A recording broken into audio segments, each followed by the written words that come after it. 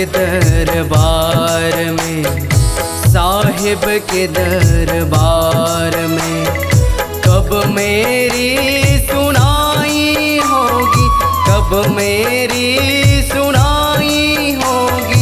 साहिब के दरबार में, साहिब के दरबार में कब मेरी सुनाई होगी, कब मेरी सुनाई होगी। साहिब के दरबार में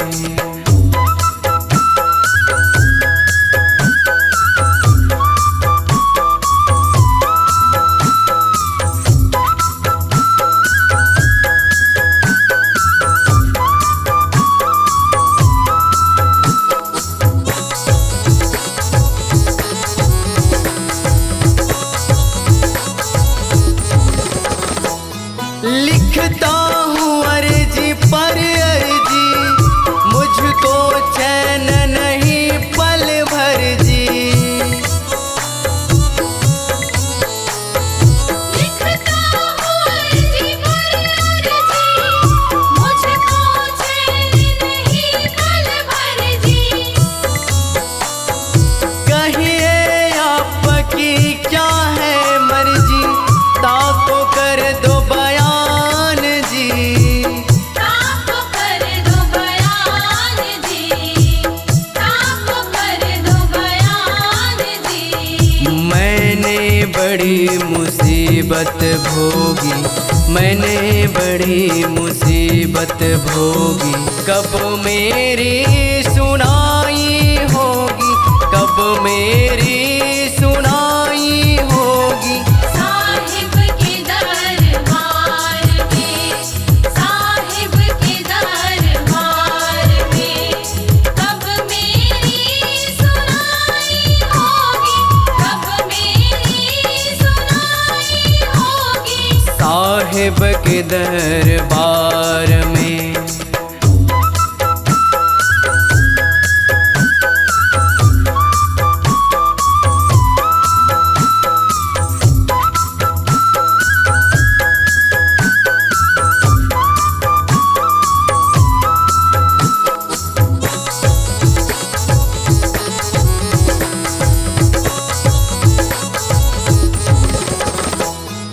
जैसे भटके सिंह बनही बिना, भटकत है फन नांग मणि बिना। जैसे भटके सिंह बनही बिना, भटकत है फन नाग मणि बिना। जैसे विधवा नारी धनी बिना, महादुखी संसार में। महादुखी संसार में, महादुखी संसार में।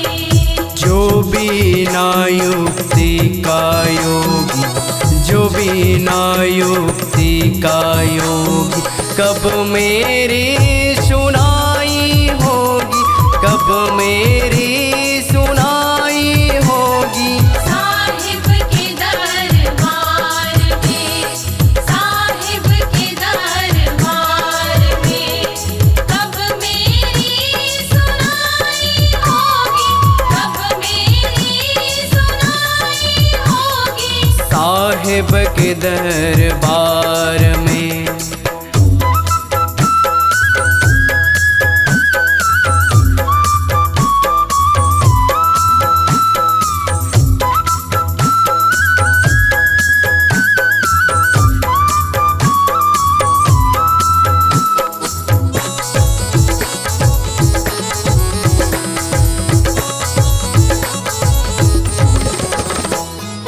प्रेम का मुझको पिया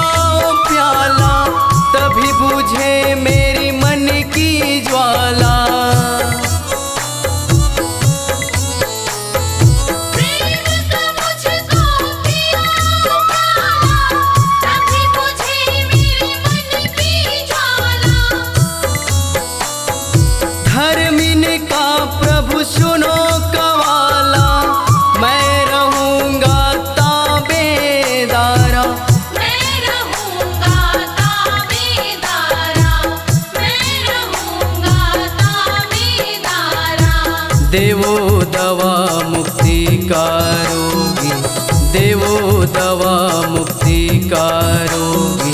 कब मेरी